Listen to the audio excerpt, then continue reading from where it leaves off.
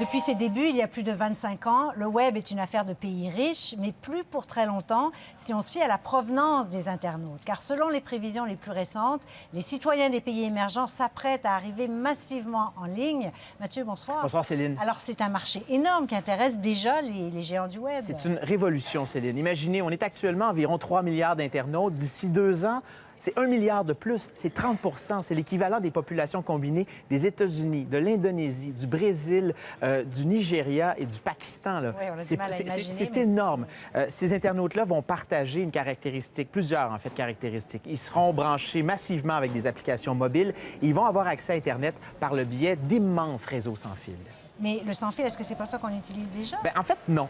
Le sans-fil, c'est au bout de la chaîne. Par exemple, votre téléphone se connecte à une borne sans fil ici, mais le reste des connexions, ça fonctionne par câble. Il ne faut pas oublier qu'actuellement, en fait, en 2014, Internet, c'est 263 câbles sous-marins, donc partout dans le monde, 22 en projet, ça, c'est des chiffres de l'an dernier, et qui sont reliés à des centres de données. C'est ça, Internet, c'est très physique, des centres de données reliés par câble.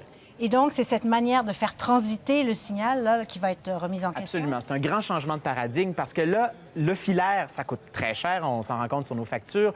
Et dans les pays émergents, bien, il n'y en a pas de réseau filaire. On ne va pas aller connecter, rajouter des câbles jusqu'au milieu du Sahara. En fait. On va sauter une étape. Alors donc, il y a des grands conglomérats qui sont sur les blocs de départ actuellement pour amener le signal par les airs. Alors ça, c'est vraiment très nouveau. Par exemple, on retrouve Facebook. Facebook, dans ses cartons, un projet hallucinant, ce sont des drones, donc des centaines de drones qui seront à 20 km d'altitude et qui vont communiquer entre eux par des lasers, des drones alimentés à l'énergie solaire qui pourront rester en l'air pendant des mois et avec lesquels on va communiquer directement. Donc, oubliez le fil, là, donc ça va être directement avec le drone en haut.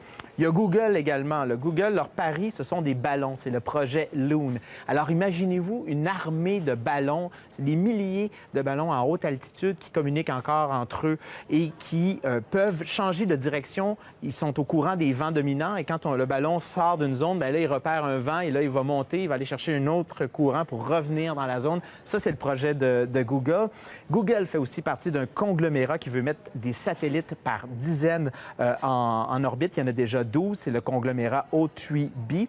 Il y en a un autre, c'est OneWeb. Écoutez, il y en a énormément. Là. Ouais. OneWeb, c'est 650 petits satellites pas cher, 350 000 pièce qu'on va mettre en orbite. Et il y a finalement SpaceX avec le fameux Elon Musk derrière les automobiles Tesla qui a un projet de 10 milliards de dollars pour mettre une armée de 4 000 satellites en orbite. Donc, c'est vraiment fascinant. C'est énorme. Et donc, ces projets-là, ils devraient commencer quand?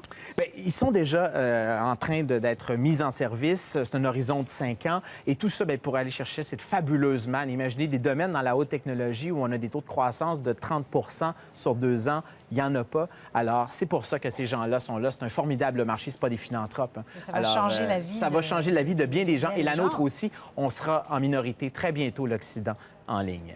Merci beaucoup, Mathieu. Au plaisir, Céline.